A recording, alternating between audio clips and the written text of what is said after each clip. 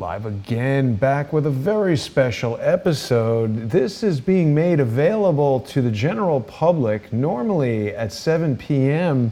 on Tuesdays. Patreon sponsors would be enjoying another episode of More Pain, the breakthrough show that I've developed with my good friend Michael Moore of True Pundit. And of course, people can watch More Pain every Tuesday at 7 p.m. Eastern by becoming sponsors of True Pundit or Crowdsource the Truth. And you can do that by going to patreon.com/truepundit or patreon.com/crowdsource the truth.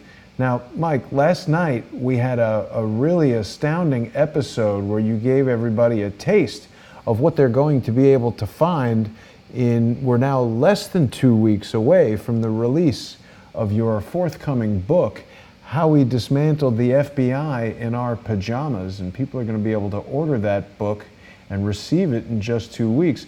But what you had last night was an absolute breakthrough. You revealed to us that evidence in your possession or evidence that you've seen has caused you to report that Osama Bin Laden was hidden in Iran for more than 10 years, and the U.S. government was aware of this. I don't think the gravity of that was fully absorbed by my brain last night when we were talking about it. I watched our show again, and it's amazing. And you know what? I know you, and I know you would not release this if you didn't have multiple credible sources. You've spoken to us about congressmen, you've spoken to us about retired FBI, and this is true. You know, we've got shills coming and saying, or I mean, they're saying that we're shilling for Israel, claiming that he was in Iran because they think Israel did 9/11. What do you think of that? I don't know. I mean, how do you debate somebody who hasn't read a book? Hasn't read the book. I mean, there's no reason to debate people before they have read the book, and they're not going to read the book. These people see a headline and they go nuts, and that's part of what's wrong with this country. Everybody's got a goddamn opinion, and they don't know what they're talking about. I mean, how can, like somebody said to me today, well, you don't know. Let's get into it. I said, let's get into what? Well, let's get into your book. I said, no, I'm busy. You read the book and then we'll get into it. Like, what do they want to get into though? Yeah, how could they even know what's in the book? I mean, well, they say the book's wrong. How do they know? Exactly, that's what I said. How am I supposed to debate you about the merits of the book? The book's not even out yet. Matter of fact, it's not even finished yet. It's crazy. I'm adding new stuff to it every day. So what in the Sam hell are you talking about? What are these people talking about? So, I mean, this is what society has become now. If you can't explain something in 5 seconds to somebody and convince them with a video of a cat playing a piano, that means it's not true. I mean, that's what journalism is now. Well, where's the video? Somebody said to me today, where's the video? Of I said, of what? What? Don't you have a video of Bin Laden in Iran? Huh. I said, what is going on here with you? So you can't get sidetracked by these people. Yeah. They have their own agendas, and anybody who's calling somebody a shill, who cares? What is that? I mean, it's just this is a big. Just as a matter of comedy, really. What I think we should do is we want to just give people sort of the overview of what you spoke about last night, and then hopefully people that are really intrigued and want to learn more will go to patreon.com/truepundit and patreon.com/crowdsourcethetruth and watch the whole video. I actually spoke about this a little bit today with Larry Nichols, who revealed, I think for the first time, that he was embedded with Osama Bin Laden's Mujahideen for many years during the battle with the Soviet Union, and he was part of this team that according to Larry, brought these Stinger missiles. And so it caused me to think back to that, and it added credence to what you're saying. We know Osama bin Laden was a CIA asset. He received funding, he received Stinger missiles, and he was the front man for the Mujahideen when the U.S. was backing them in Afghanistan to fight the Soviet Union. So it makes sense. Bill Clinton didn't kill him when he had the opportunity. Is that because he's a CIA asset? Were they sheep dipping Osama bin Laden for 20 years and more to make him into this, boogeyman who's the head of this, stateless army that has no nation? I mean, you can't just make that guy up overnight. People have to decide for themselves what is going on. They have to have the capacity to step outside the box and understand that the things that they've been told are not true. And if you don't have that capacity and you're not in that mindset, it's going to go like everything else. It's going to go over your head. This isn't some crazy conspiracy theory. This is like it's a book. I wouldn't put my name on it. It's evidence. It's testimony, right? Excuse me? It's evidence and testimony from people who were in Congress, people who were in the FBI. These people have no axe to grind to make this up. There's a number of people on the record. What would be their motivation? What's my motivation? People think I'm going to get rich on this book. You're out of your mind. We'll probably lose money on this book. Right. So, I mean, because it's not about money and it's not about fame or anything. It's like, look, I want to get this story out. I've wanted to get it out for a long time. It came together rather nicely. We caught some good breaks, and sometimes I feel like there's somebody watching over me, like whether it's spiritual or whatever, because we caught some breaks on this that we just shouldn't have caught. Some people will talk to us that shouldn't have talked to us, and I've talked about that earlier. That's an art form in journalism if you can get people to talk to you. And so we were fortunate in that, but the content is disturbing. And I understand that it's hard for people to digest it a little bit because it was hard for me to write it. We've talked about this. We did 2 hours on this last night, and I felt like I was on for 15 minutes talking to you. Yeah. It just flew right by. I can't do 2 hours tonight because I might collapse after talking to people all day about it. But, generally, you look back on it, and Bin Laden was all over the place in the Middle East. He was in 3 particular places, and then they settled him down in Iran. And that's just the way it is. It's a fact. It's not like, oh, this is some kind of conspiracy. It's proven. Yeah, I mean, people were doubtful because of the rivalry between Saudi Arabia and Iran. And, I mean, again, that obviously seems like an issue, but as you said, when you're talking about billions of dollars and all that kind of stuff, power and whatever, people have a way of overlooking those rivalries. Well, it's power. It's Iran was getting something too on the back end. They were getting control of certain things and political influence that Bin Laden had paid for and infiltrated campaigns all over the world with dirty money, and Iran had access to that. And Iran, it's tough for Iran to get a lot of these influential power moves because their banking was cut off, and it goes on and on and on. It's, right. I mean, look, the regular smart people are going to get this. The cement heads are hopeless and hapless. It's not for the cement heads. I'm tired of dealing with cement heads, and I'm not going to defend a book that's not even out yet. Yeah. People are doing that today. Like, people are attacking the book. I said, whatever, man. You have to read it. And if you don't read it, how can you seriously attack it? It's anyhow. So we have these folks who they wanted to go. They were tipping off the government about Bin Laden for years. And it's not just, it's congressmen, it's a governor, it's whistleblowers who are entrenched in the government, CIA, FBI. We're saying, hey, we have pretty good intel that this guy's in Iran and Tehran and local vicinities. What are we going to do about it? And they never did anything about it. In fact, most of the whistleblowers, I call them whistleblowers, but they're really just government employees and informants and even some regular citizens. What happened was these people in the government set up on them and started wiretapping them and started monitoring them and say, how does this guy know where Bin Laden is? We got to watch him. He's part of the problem. See, that's right there. That's what speaks to, it's not just knowing he's there and doing nothing. They're actively thwarting people from revealing that he's there. That's a cover-up. It's a massive cover-up. And anybody who argues that this is like BS or something, the simple question is, why didn't you ever go looking for him in Iran? Because we were able to document all these instances of different people who were saying that he was there, including some congressmen who were had career problems after this, after making noise.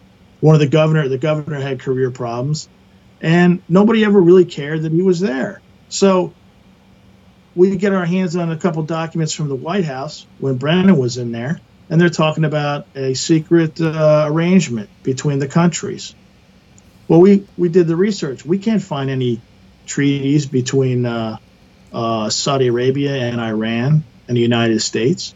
And they're talking about Bin Laden being in Iran, Bin Laden's son being in Iran at the time. And Brennan's not objecting to any of that. He's just going along with the conversation with the Saudi government and Saudi officials, talking about many things that are documented in the book. But it's very matter-of-fact-ish. Yeah, we know that Bin Laden's son is in Iran. And what happened was, it just wasn't Bin Laden that was in Iran. They gave access to his deputies and his captains and their families, too, for safe harbor. And what happened was they were running al-Qaeda out of Iran. They were untouchable. These people were untouchable. And the U.S. knew it. And documents that were obtained during the raid of Bin Laden's compound in Pakistan, where he was moved shortly before he was killed, that are in Farsi and Arabic, we had translated. We got our hands on it. We had translated. It shows that the government of Iran was cooperating with al-Qaeda and harboring them. And in fact, one of the ex-government officials who translated it for us said that, in fact, that it was written by somebody in Iran at the time, in 2007. Wow. So this is one of Osama bin Laden's top captains who's writing this manifesto, and he's writing it from Iran. So anyone who says that these guys weren't working out of Iran is completely preposterous, because the documents that were recovered when his place was raided prove it. It's 15,000 words about how Iran was helping them with money and shelter, and it goes on and on and on. We have that all documented. So anyone who wants to attack it can attack it, but it stands on its own. And, you know, the disturbing part for me is, as an American, these guys in the government sold it that he was in some dingy, damp cave in Afghanistan, hiding out, barely alive. And it was only a matter of time before they tracked him down and they killed him. But he was never in Afghanistan. He was never spotted in Afghanistan. Right. He was conducting business as usual, maybe not as high profile as he used to be, but he was making videos as well. There's videos from him after 9/11, and there's all kind of stuff that they found in his compound that they're never going to release. Like Mike, they always do. Never release the really good stuff. But I don't think we can really say he was never in Afghanistan. I mean, he started in Afghanistan when he was with the Mujahideen. When you send your soldiers over there, right, and he's in a cave in Afghanistan. Then he wasn't there. You know. Right. But you know, and you have active intel coming in that he's in Iran, and you don't have active intel coming in that he's in Afghanistan. Right. And don't forget, we pay these informants a lot of cash. Mm-hmm. And they only get paid if they're right. They only get a continued contract if they're right. So if somebody says that he's in some location in Afghanistan and they go and they set up on it or they raid it and he's not there, that informant doesn't get paid again.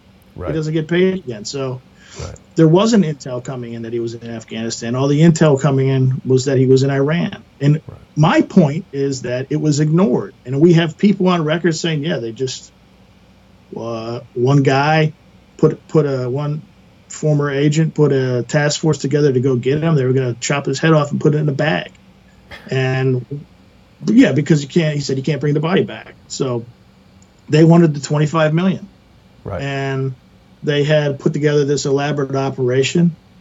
And hours before they left, they were plucked up by FBI and CIA, and then there was a meeting with upper echelon people of the government that said, you can't do this. You can't go over there and try to pull this off. We're going to lock you up. So even though they had a reward, wanted, dead or alive, on their terms, right? On these people who were these upper echelon in the government, and this isn't like a partisan thing where we're attacking Obama. Hey, I could have come out and said Obama did this, Obama did that, Kerry did this, Kerry did that. This is two parties. This is Republicans and Democrats. We're playing it down the middle here. We're telling it how it is. We're not trying to. If I was a sensationalist guy, I would just say it was Obama. Technically, I wouldn't be incorrect. However, it obviously spans multiple administrations, and if you're going to tell the story, you have to tell the whole story. So somebody called me today a shill for George Soros. I didn't understand that at all. I think there's a lot of people with a lot of stupid stuff to say, and I mean, again, that's cool. It's like fine, but I'm trying not to get my ego involved in this because I think it's a much bigger story. Some people we don't get along with journalistically. I'm trying to mend fences to see if they can put this out and pump it out. They probably won't because that's just the way this industry is. I don't really care for the most part. If they don't want to put it out, and I can't make people put it out, but I think when people read the book, it stands on its own. It's pretty strong. Right. I'm not making any arguments for anything. I'm not making any arguments. I'm telling my story. Don't forget. This is the reason they kicked my door into my house and terrorized my family. Right. So when somebody says, "Oh, this is fake news," go fuck yourself because it's not fake news because I lived it. This is my life. This is my life. This isn't your life. It's my life, and I know exactly what happened and what went down and why it went down. So don't try to belittle my ass because that's just not going to work. Well, these are keyboard warriors who are sitting in their homes and just need something to do. They should be going over to Amazon.com and ordering Pain, How We Dismantled the FBI in Our Pajamas. The book is going to be released in less than 2 weeks on October 29th. You can get it either in paperback or on Kindle. So, Michael, last night we came out with this information as a world exclusive on More Pain, the show that you and I have created only on Patreon. People can watch that every Tuesday at 7 p.m. Eastern at patreon.com/truepundit or patreon.com/crowdsource the truth. But now you've gone wide with it. We're talking about it here on YouTube and Periscope and why does it do that? YouTube, Periscope, and all the other platforms that we're on. But of course, you've been out with it in True Pundit today, and I wanted to ask you: have there been a lot of other, websites, newspapers, news shows picking this up? Have people run with this story? What's happening with that? What's going to happen with this story is the same thing that happened with True Pundit. It's a great question, and I wasn't expecting it, but it's a great question. When we first broke, I'll give you an example. When we first broke the story about McCabe said, F Flynn, F Trump, and I'll do things my way, people called us a bunch of weirdos, fake news. Why are you picking on this guy in the FBI nobody's ever heard of? Okay, so let's just look at that, because we broke that story, and nobody even knew who the hell McCabe was. And then we started in on McCabe the same way we're going to start in on this. We're doing the same thing. I have a formula when it comes to this stuff, and it's worked through the years, and it works very well. We start hammering away at something. Now, where's McCabe? Where's McCabe now? He's under grand jury investigation. Under at least one grand jury investigation. He's fired, probably headed to federal prison.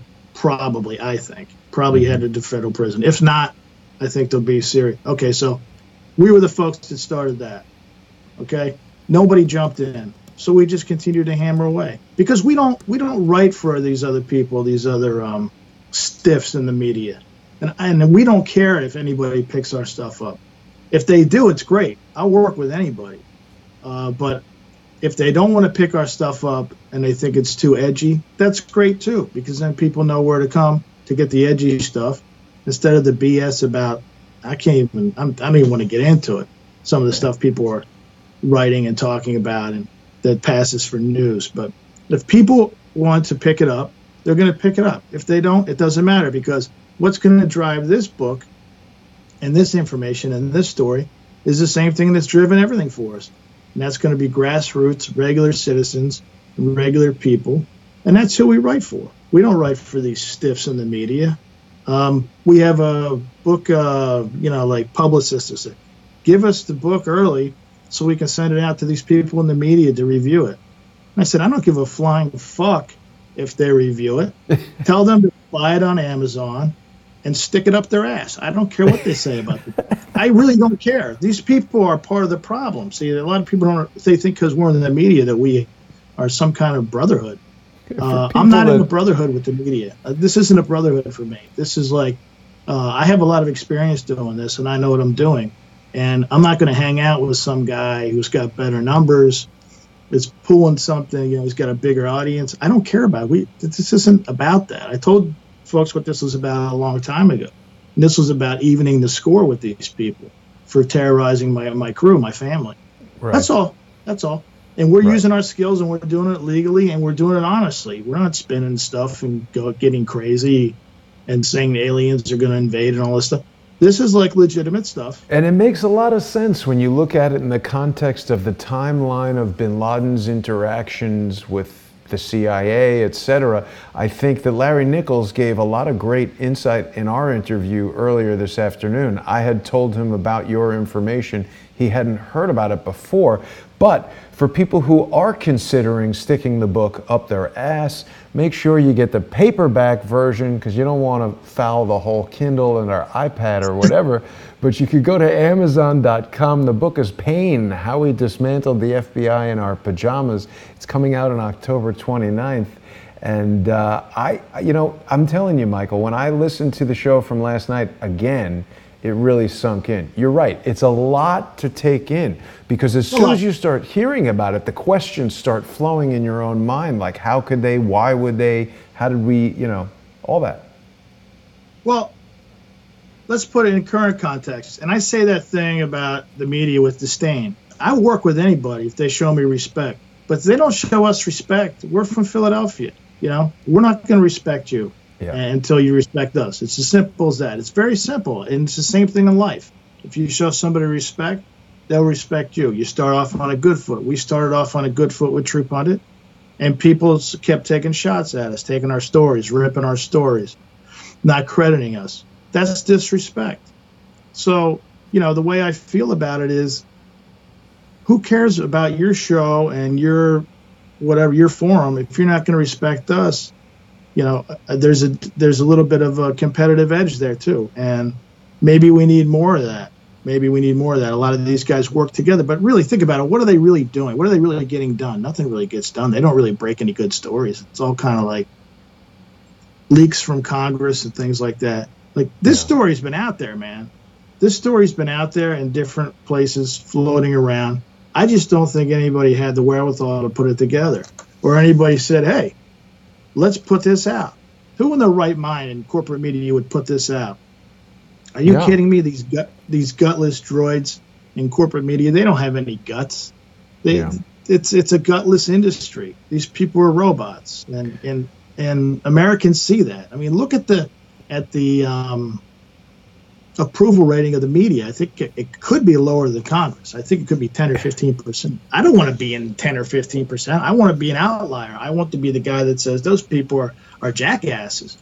I'm trying to bring an intellectual edge to this and say that if we're going to do journalism, and I'm going to spend my time doing journalism, let's do something. Let's do something different. Let's do something no one else is doing. Why do I want to do something everybody else is doing? But the point I wanted to get to bring it currently is, could somebody explain to me why the Obama administration handed Iran $150 billion and plus $1.8 billion in pallets of cash under the auspices of a quote-unquote nuclear deal with Iran? What would you do with that much cash other than criminal transactions? Why so much cash?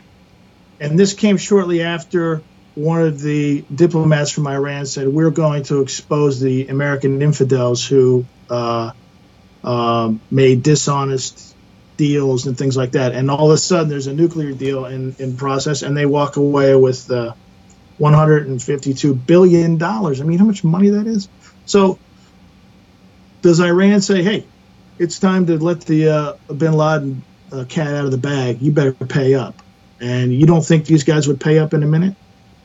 They're going to pay up because they want to keep their little fiefdoms going. They want to make their book deals. A guy like Obama, he doesn't want his administration soiled. And, and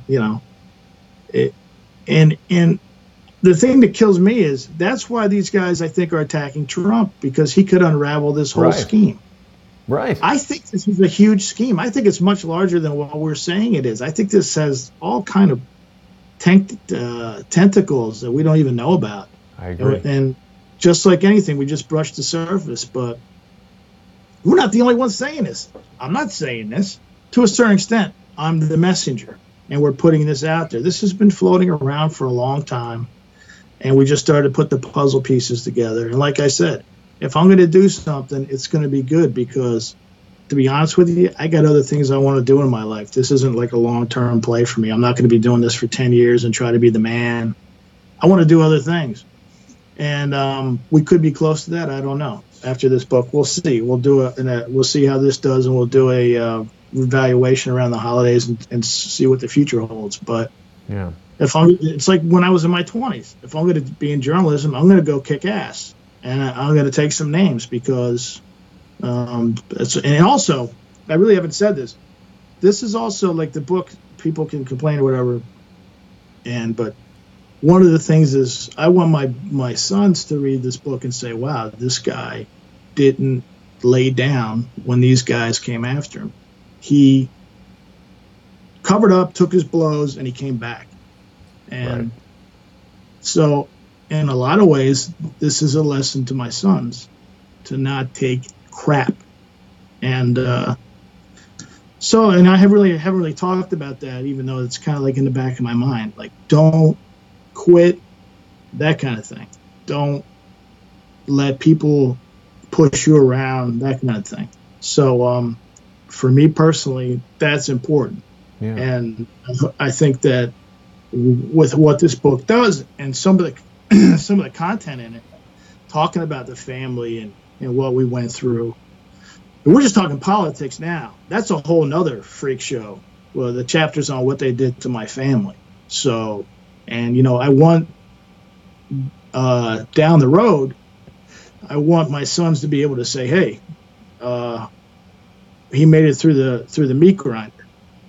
And if they have hard times in their life, then they can look back on something like that and say, "Hey, you got to stay tough. Absolutely. You got to stand up." So, well, I think you're being a little bit generous when you say that the media is, cement heads or whatever. I think it might be more sinister than that. I mean, in the show we just did earlier this afternoon with Margot and Dissenter and the people from the Crowdsource community who went through the FOIA information that Larry Klayman had provided to us. We originally did the show with you where we first presented that information.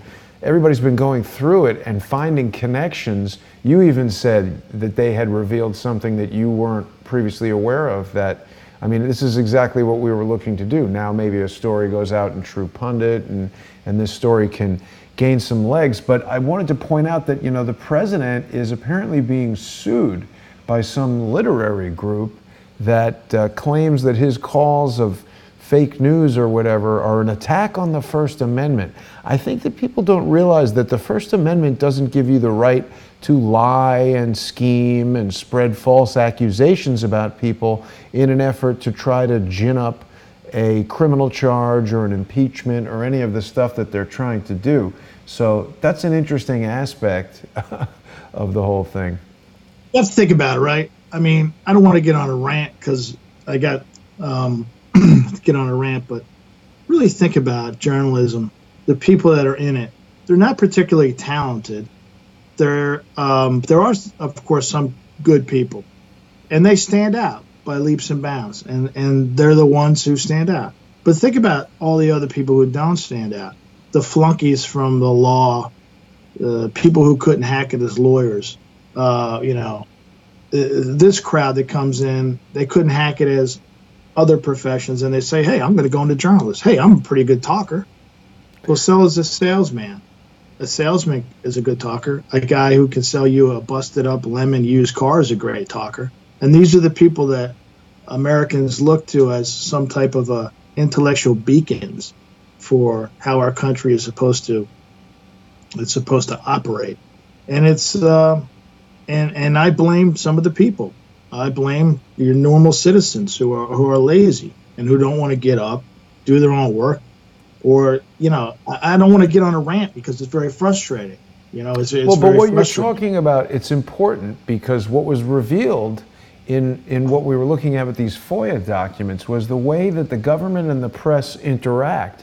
The people at the DOJ and the people at Reuters and NBC and whatever who are reporting on the DOJ, they're friends, and there's this sense of, obviously there should be a friendly professionalism there, but I think we've seen too many times that it crosses over into this dangerous zone of the government being able to use the press and the press being manipulated by the government. The Podesta emails reveal all kinds of impropriety with some of the top people that we see on broadcast news who are, getting their talking points and information from Podesta, headlines being edited by the government. Doesn't seem right. What do you think, Michael, from a journalistic standpoint, of someone in the Department of Justice actually emailing a headline to USA Today or editing a headline in USA Today?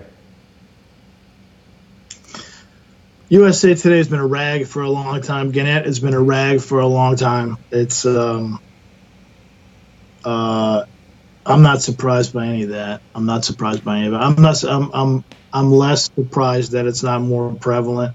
This is just the stuff that we're tripping on. If you had access to if you had access to some of these New York Times reporters' emails and these Washington Post reporters' emails, which we don't have access to them, it would probably be close to a Halloween freak show, what they're doing behind the scenes, who they're talking to, who they're texting, who they're sleeping with, who they're drinking with, who has leverage on them from, different activities and things. It's just, my point is that, I guess it's a good point to make, I hadn't made it yet, is this country started out with independent journalists, and Thomas Paine was the guy. Ben Franklin was behind the scenes. They wrote anonymously. There was no ego involved. And they wrote these things and they wrote truths about what was going on. And they shaped the country. They shaped the nation. And what is happening now is what those people came here to the United States for, to get away from, that was happening in England. Exactly. Is what's happening now. It's so corrupt. If we don't get back to the independent journalism, and we don't start putting some stock into independent journalists, people who are not corrupted by the system, people like me who say, go fuck yourself. I don't want to be in your media clique. I don't want to be in your media group. I don't want to go to your media dinner and your cocktail parties and your awards and all this stuff. If we don't start supporting trustworthy, hardworking, independent journalists, then people get what they deserve for the most part. Right. And I'm not saying I'm going to do this for the rest of my life. I'm not. But I have a glimpse. I see things way before people see things. It's been a gift my entire career. And the things we write about prove that. We have stories way ahead of anybody else, far ahead, years ahead. And in some instances in my mainstream media career, I was 4 or 5 years ahead of other people. Wow. So this story now is ahead of its time because it's going to take somebody a while to catch up on it, if they do it. I don't think they do it. And one of the reasons we put it in the book was so they couldn't just rip it from us and say it was theirs, because that's what they do. If you want to quote the story and you want to share the story, you have to cite the book. So this is how, as an independent journalist, we decided that we were going to beat these sons of bitches at their own game. where they take your content because you're a small fish and they pawn it off as their own. Like a Hannity who goes on TV and talks about every fucking thing that we write about 6 or 7 months later and pretends like he just invented the wheel or invented how to make a fire. I mean, come on, man. Is this guy for real? You know what I mean? Is this guy really for real? And people are watching this guy? Well, what you're saying is really important in a broader sense about independent journalism. I mean, people have become very accustomed to things being free, and that is a corporate-owned, advertiser-driven model that serves the corporations and the advertisers.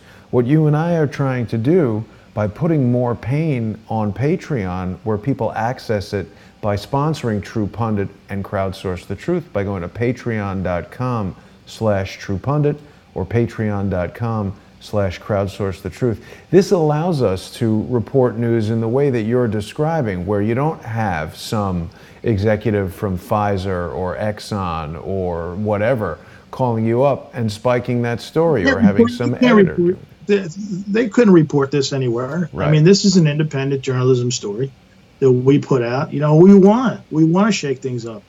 I've been doing that my whole career. I got out of journalism because I couldn't shake things up. It became too crazy. Well, there's no point of it if you're not doing that, right? You're just a PR agency. I mean, someone's got the quote that journalism is asking people questions that they don't want to answer. Anything else is public relations, right? Well, I mean, I like that too, but I think journalism is also taking some information and sticking it in somebody's face and saying, "What are you going to do about it? I got you right by the balls." Right. In a respectful way, not to say like, I don't think if you come across a target or somebody you're chasing, you have to be disrespectful, but you can say, "Hey, you're asking them to do something that they don't want you to ask them about," is what it is. Obviously. Yeah, but now it's almost like taboo. Like I had some people saying, "You're really messing around now. Now you're sticking your head where it shouldn't belong." Who said that? Who said it shouldn't belong there? I mean, we need to get back. You know, imagine somebody saying that to Ben Franklin and Thomas Paine. I'm not comparing myself to those two great patriots, but I'm saying, imagine somebody saying, "Hey, you know," and I'm sure it happened. Yeah. And they probably have the same attitude behind the scenes that I have. I just happen to say it publicly, so I don't fucking care. I don't care about these people. I never have. And some people think that we're like a rogue organization. That's cool. We can be rogue. It doesn't mean what we write is bullshit. Right. You know, this country started out with an attitude and with a rogue attitude, and we need to get back to it. There's too much, with this story on Iran. Why isn't it true?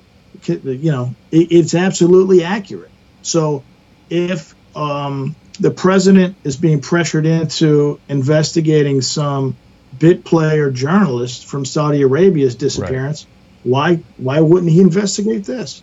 If it's not true, cool, I'll eat my lunch and I'll eat crow. But if it is true, I'm not going to parade around and have a party for myself, because I feel that the work we've done proves that there's some serious substance here about what we're writing about. Yeah. And what's the harm in investigating it? What's the harm in taking a look at the cables, some of the... Yeah, you made a number of points last night, Michael, that are quite obviously supported by evidence that can be reviewed. The number of tips that came from Tehran, who provided those tips, what was the basis of those tips, compare that to the number of tips that apparently did not come, saying that he was in Afghanistan. And I mean, look, everybody watching Crowdsource the Truth, I believe, understands that something went on 9/11 that was vastly different than what we've been told.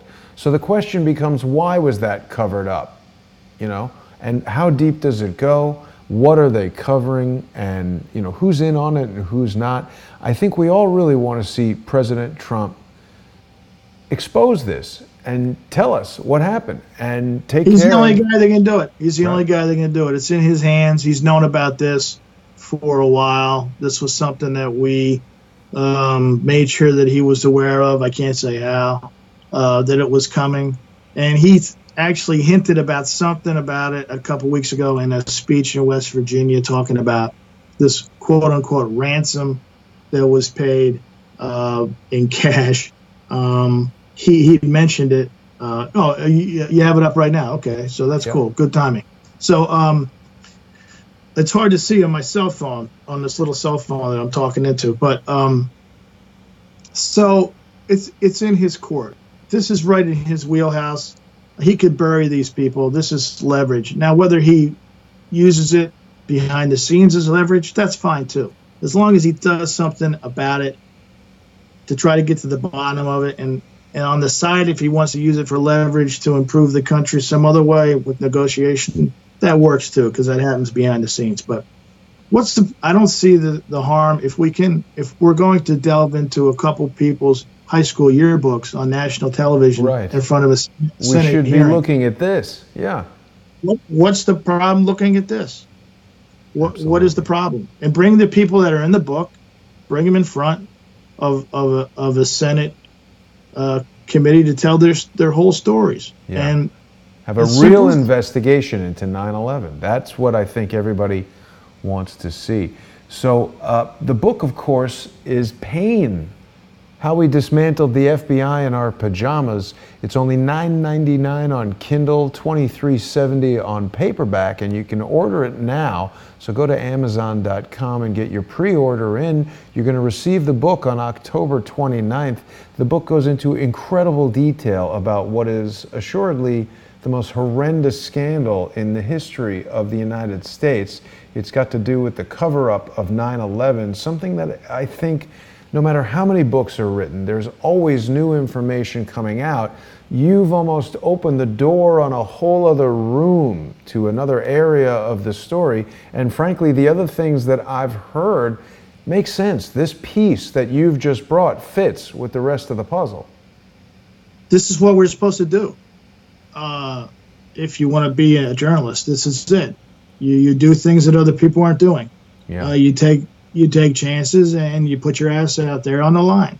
Yeah. I mean, well, what's better than that? That's what the First Amendment's about. The First Amendment isn't about getting on TV and pontificating about all these different things and not doing anything about it. Tell me something I don't know. When I buy a book, I told you this before. I couldn't put my name on a book and ask somebody for $9 or $23. I couldn't put my name on that unless I was giving them something I thought they didn't know previously. I can't rehash some work somebody else did. Give me something new. And, that's my attitude.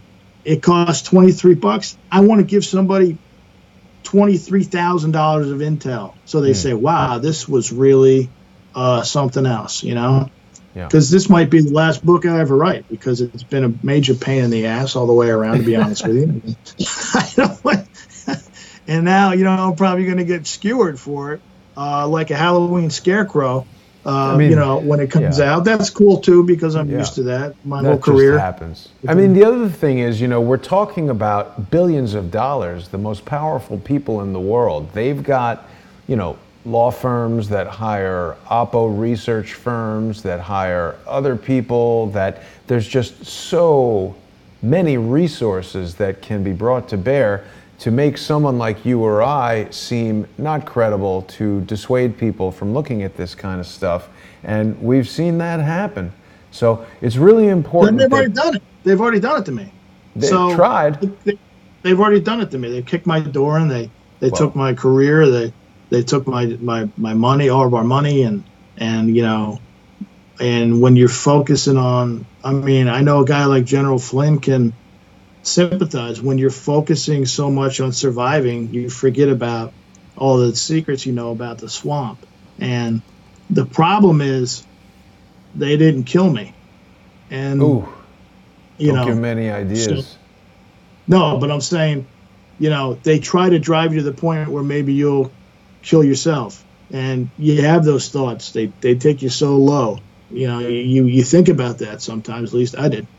And so then when you come back, they're like, wait a minute, this guy again? This is like a monster movie. Every time I turn around, this guy's behind me, no matter how far ahead of him we think we are. We are. So as patriots, there's a line you have to draw where you said, you've had enough, and that that line was drawn for me when they came into my house twice, and so here we are. Wow. So here we are. Mike, I know you've got a limited amount of time tonight. I appreciate you coming back for this special episode of More Pain. People can ordinarily watch More Pain every Tuesday night at 7 p.m. Eastern by going to patreon.com/truepundit or patreon.com/crowdsourcethetruth. It's really important that people who are watching sponsor independent journalism. For as little as $1 a month, you're going to have access to exclusive content, and you're going to be buying back your ability to prevent Google and other large corporations from blocking this kind of information. You know, it's not free when you're watching it on YouTube. You're allowing Google to curate what you get to see. And the most important reason that we strengthen this community on Patreon is that for just $1, that totally disrupts the disturbances that come from troll armies and bot armies where thousands of accounts are purchased for $20 or $30, and they're putting in stupid comments, they're downvoting videos, they're doing all the things that they want to do to prevent this type of information from coming forward. So I hope everyone will go to truepundit.com. Michael's got a ton of great stories coming out on there every day, and people can really get in depth on the interview we did last night by subscribing to the Patreon channels, either to True Pundit or Crowdsource the Truth. We got 2 hours of conversation on this very topic. Mike, I got to thank you for what you're doing. This is a real risk that you're taking, and you have been through the ringer, and I think everyone is really anticipating the release of Pain, how we dismantled the FBI in our pajamas. I just want to say, I left out. Yes. Who was FBI director when all this was going on? Oh, it's Robert Mueller. Who was investigating the president? Yeah, Robert Mueller. Right. Yeah. And don't forget, they left an FBI agent in Iran who's still there as a hostage. Right. Okay. They brought everybody back except this one guy who worked for the CIA and the FBI. Mystery why they left him there. You think maybe when Bob Levinson comes home, God willing, if he ever comes home, he'll be talking about Bin Laden in Iran. You think maybe that's why the FBI and the Obama administration left him there? I mean, think about it. Really strange. I think it's really strange that some of the same people that have engaged in coordinated activities online to disparage you, to disparage me, to try to prevent people from looking at the information that we're bringing forward are the same people who are trying to make you think that Bob Levinson is somebody that should be left in Iran. They seem to be the same people that are protecting Barack Obama. I find that very coincidental. I don't think any American hostage should be left anywhere. I think that's kind of what makes this country different from most other countries, that we will go to the wall to try to get our people back out of totalitarian regimes and third world hellholes and worse. So regardless of what your political affiliation, this is something that's been lost.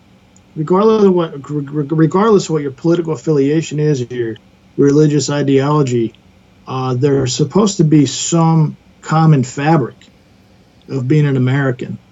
And until we get that back, we're going to be in serious trouble. So, yeah, Bob Levinson's an important point, Mike, because they pay all these billions and they get all these hostages back, but very conspicuously, that one guy is still there. Where's he? Wouldn't he be? He'd be one of the main guys I'd want back because he's one of my intel guys. Right. He's probably been tortured. God bless the guy and his family. Think about his family. They bring other hostages back and he's not back. It's like, wait a minute. What's a day like for that guy? I mean, he wakes up, he's in jail. You don't understand. This is the price you pay for working for these people. This is the price. He's paying the price. Guys like me, I paid the price. Guys in my book, they paid the price. They stuck their nose where it didn't belong, so to speak, what people were saying, and they got creamed. Yeah. Okay? People got creamed. Their lives were ruined. These people are vicious people. And until we turn the light on these cockroaches and watch them scurry to some degree and watch them get indicted and punished, the fabric I talked about, the American fabric, it will never be whole again. It will always be problems. We need to people need to see justice. They need to see these people.